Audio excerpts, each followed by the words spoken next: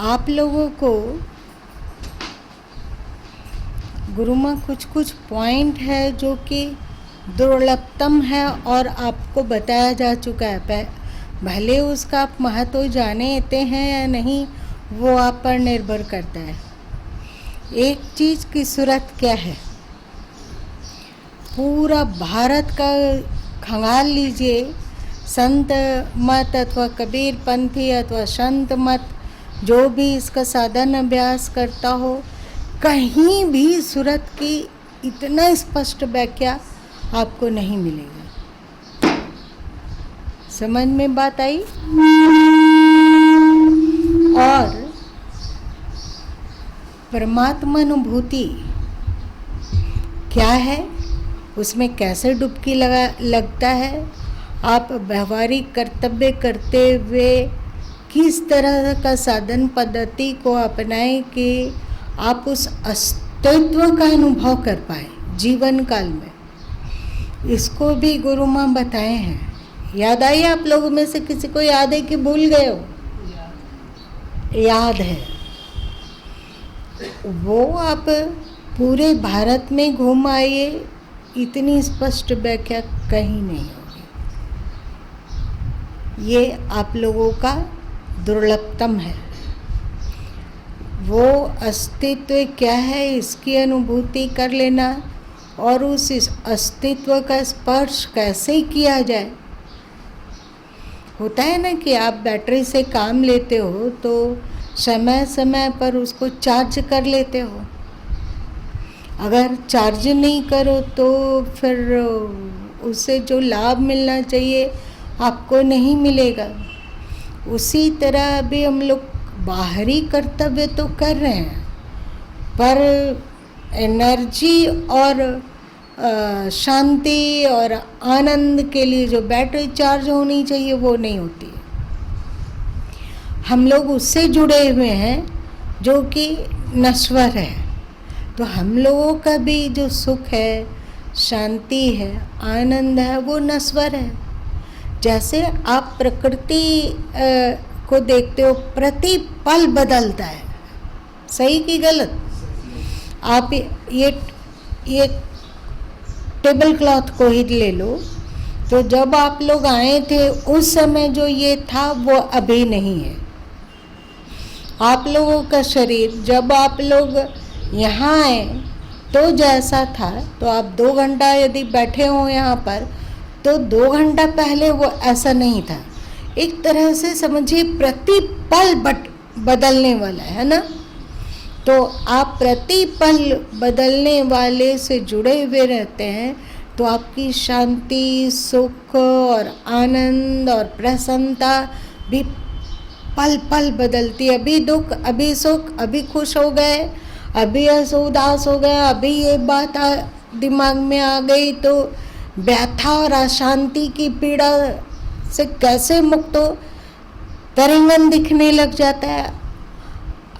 आज के समय में लोग डिप्रेशन में जाते हैं, आत्महत्या की प्रवृत्ति बहुत बढ़ती जाती है। ऐसा नहीं है कि पहले आप लोगों के पूर्वज लोग जो थे उन लोगों के जीवन में परेशानियां नहीं आती थी, ऐसी बात नहीं है। उन लोगों के भी जीवन में परेशानियां आती थी। और बात रही सुख सामग्री की, तो आपके पूर्वज आपकी तरह सुख समृद्धि, सुख सुविधा के सरंजामों से बहुत अल्प थे, बहुत कम। सही बात। पहले था कि आपके पूर्वज लोग कभी दुनिया में रहें तो वो जानते नहीं थे कि लाइन कट जाए तो बैटरी और इन्वर्टर इत्यादि का इंतजाम से वो गर्मी भगाया जा सकता है। आपके पूर्वज लोग नहीं जानते थे कि ऐसे लाइट जलाया जा सकता है, पंखा चलाया जा सकता है, बिजली की खोज नहीं हुई थी।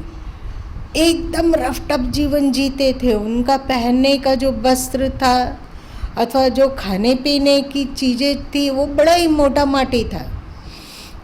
जिस घर में वे रहते थे तो मिट्टी का 1-2 कमरा बन गया बहुत है ना। तो भी वे लोग आत्महत्या नहीं करते थे। तो भी वे लोग डिप्रेशन के शिकार नहीं होते थे। कुछ तो उनके पास था जो कि अनूठा था, जो हम लोगों के पास नहीं है। सही। उस समय था कि गर्मी हो या ठंडा, गर्मी में अधिक से अधिक लोग ताड़ का पंखा का बहुत प्रचलन था। लाइट नहीं थी, पंखा नहीं था, तो अपने हाथ में लेकर जब नींद खुली तो थोड़ा सा 2-4 हवा दिए, फिर सोने की कोशिश की। वे लोग सो जाते थे। हम लोग का पंखा चलते हुए भी गर्मी लगती है। बिना एसी का पंखा से अब काम नहीं चलता है ना। हम लोग का शरीर तुनक मिजाजी हुआ और इतना सुख सुविधा धन संपन्नता रहते हुए भी लोग डिप्रेस होते हैं, चिढ़ते हैं, अशांत होते हैं, व्याकुलता से बढ़ते हैं, मर जाना चाहते हैं।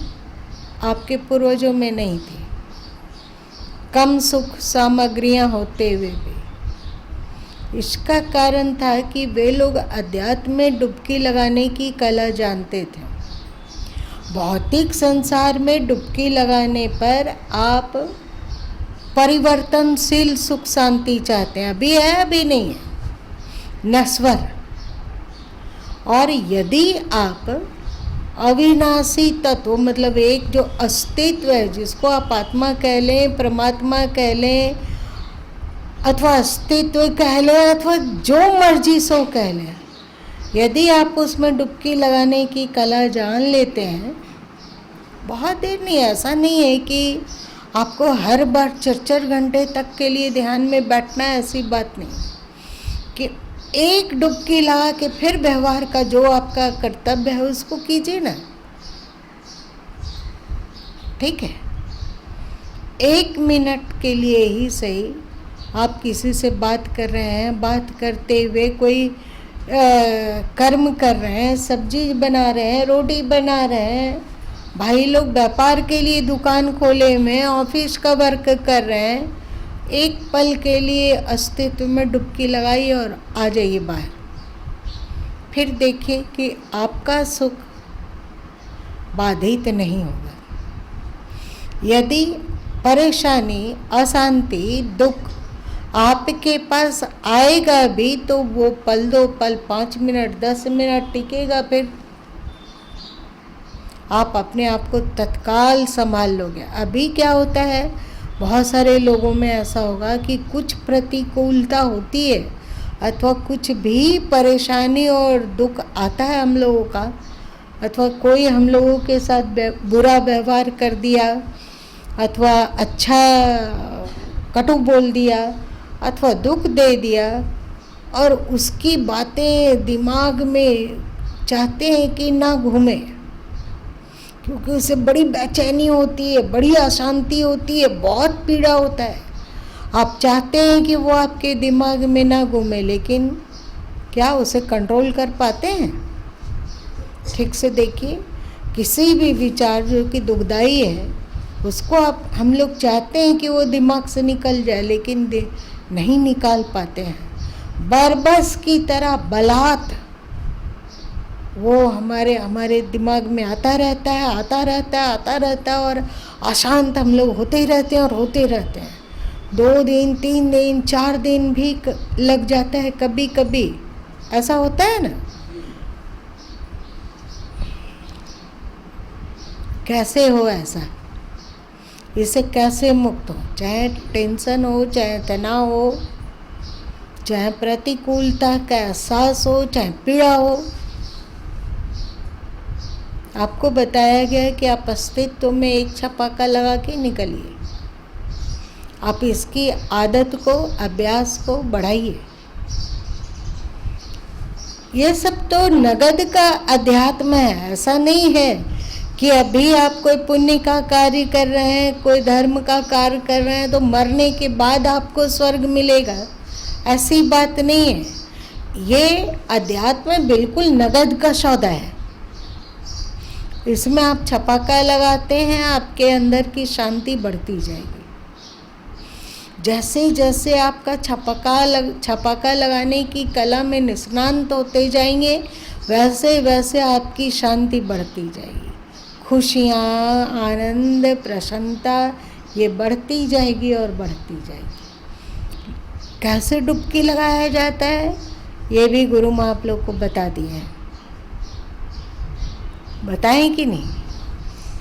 वो अस्तित्व क्या है जो न स्त्री है, न पुरुष है, न बाहर है, न भीतर है, न इस आकार का है, न उस आकार का है, वहाँ पर न रात है, न दिन है, वहाँ न सूर्य का प्रकाश पहुँचता है, न चांद का, न अग्नि का।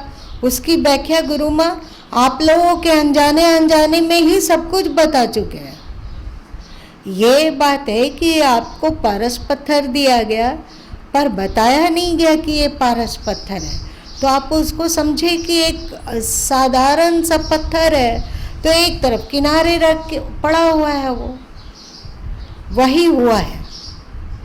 आपको बताया नहीं गया है कि ये अस्तित्व की अनुभूति है। उस अस्तित्व में आपकी इंद्रियां नहीं पहुंच सकती है। उपनिषदों में भी आता है ना, रामचरितमानस में भी आता है, और सभी हिंदू धर्म में आता है कि उस अस्तित्व में आपकी इंद्रियां नहीं पहुंच सकती, आप इंद्रियों के द्वारा वहाँ नहीं जा सकते, वहाँ मन की पहुँच नहीं है, बुद्धि की पहुँच नहीं है, आपके प्राकृतिक ऑर्गन वहाँ नहीं पहुँच सकते हैं। तो वो स्थिति क्या है इसका भी आप लोगों को बताया भी गया है और अनुभव भी कराया गया है। याद है कि भूल गए?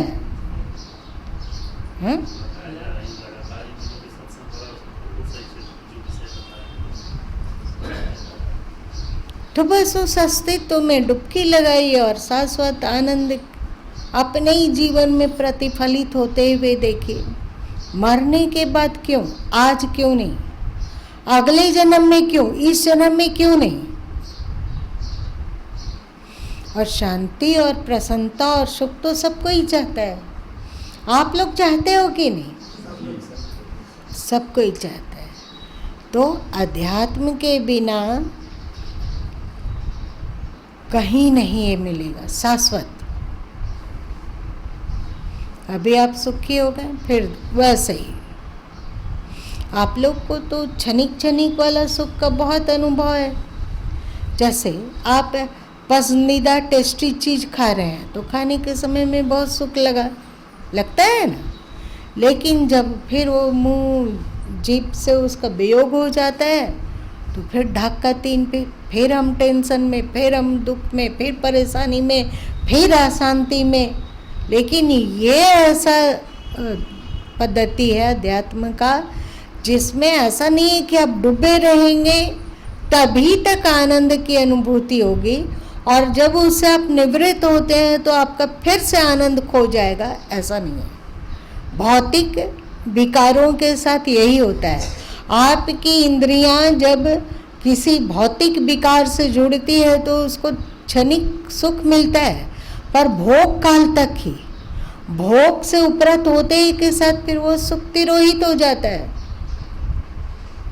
पर ये जो आनंद है अथवा शाश्वत शांति है, आप अस्तित्व में जितने पल तक रहते हैं उसमें तो अथोर आनंद और शांति की अनुभूति करते ही हैं। जब उस अस्तित्व के ध्यान से बाहर निकलकर आपका अपना कर्तव्य करते हैं तो भौतिक जगत के दायित्वों को संभालते हैं, उस समय भी आपकी शांति और सुख और खुशी बनी रहती है। ये अंतर है आध्यात्मिक सुख और भौतिक सुख में। ये आप लोग भाग्यशाली हैं जो इस दुर्लभतम ज्ञान को सुनने के लिए ईश्वर के द्वारा चुने गए। इसलिए जहाँ ईश्वर को धन्यवाद दीजिए वहीं सद्गुरु को भी धन्यवाद दीजिए कि हम लोग उस तथ्य को जानते हैं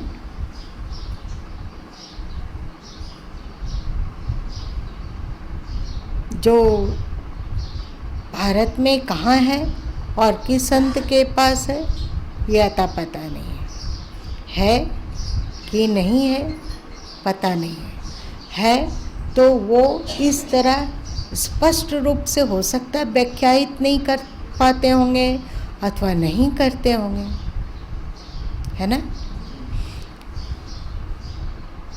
एक दिन आप लोग को बताया गया था वो अस्तित्व किस रूप आकार का है, उसमें रूप आकार है कि नहीं है, याद है। एक बार बताया गया अभी इसी 22 में। आप लोग 20 से सुन रहे हैं अध्यात्म के गूढ़ तत्वों को, 2020 में सुने, 2021 में सुने और अभी आप 22 में सुन रहे हैं। उन सबको हीरा की तरह, कीमती मोती की तरह जोक के रखे। जीवन काल में ही हम लोग जीवन मुक्त होंगे। मुक्त होना क्या किसे कहते हैं, मोक्ष किसे कहते हैं? दुख से मुक्त होना ही मोक्ष है।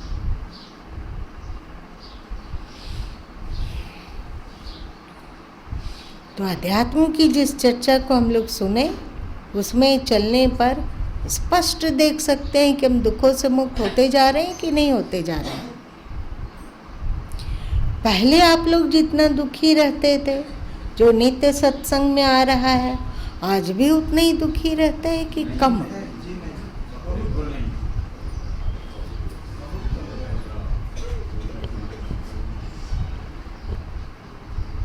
यह अध्यात्म का कमाल है। ठीक है, सब पॉइंट नोट कर लीजिए कि क्या क्या कीमती चीज़ है जो इन दिनों बताया गया है, एक एक सूत्र के रूप में। आज इतना ही रहने दो। क्या उस अस्तित्व में आप कर्मकांड के द्वारा पहुंच सकेंगे? भाई कर्मकांड से पहुंचते तो आज तक पहुंच गए।